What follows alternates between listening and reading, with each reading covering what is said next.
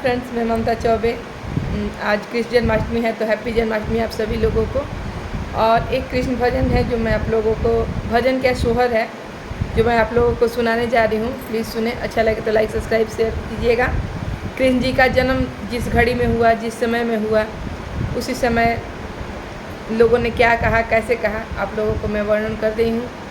ऐसन मनोहरि मंगल मूर्ति सुहावन सुंदर सूरत हो, ए राजा जी एकरे तरहल हज रूरत मोहरत खूब सूरत हो, ए राजा जी एकरे तरहल हज रूरत मुहूर्त खूब सूरत हो, ए राजा जी एकरे तरहल हज रूरत मुहूर्त खूब सूरत हो।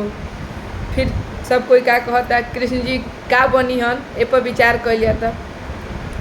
बबुआ हमार ई तो डीएम होई है, कुछ लोग कहता नाना ई तो पीजीएम होई है हो, ए ललना बबुआ हमार ई तो डीएम हुई है, नाना ई तो जीएम हुई है हो, ए ललना हिंद के सितारा ई तो सीएम हुई है, ओकरा ऊपरा पीएम हुई है हो, ए ललना ना ई तो हिंद के सितारा ई तो सीएम हुई है, ओकरा ऊपरा पीएम हुई है हो।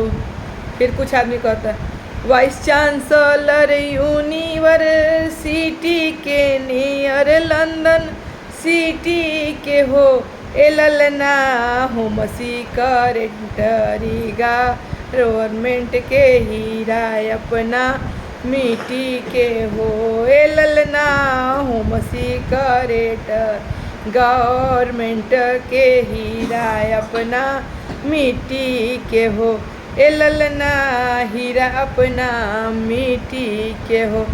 बबुआ हमारा महाराज होई है, राजा याधी राज होई है हो, ए ललना धातु में हीरा पोखा राज होई है, सिरावा के ताज होई है हो, ए ललना बबुआ हमारा महाराज हुई है, राजा धी राज हुई है हो, ए ललना धातु में हीरा पोखा राज हुई है, सिरावा के ताज हुई है हो।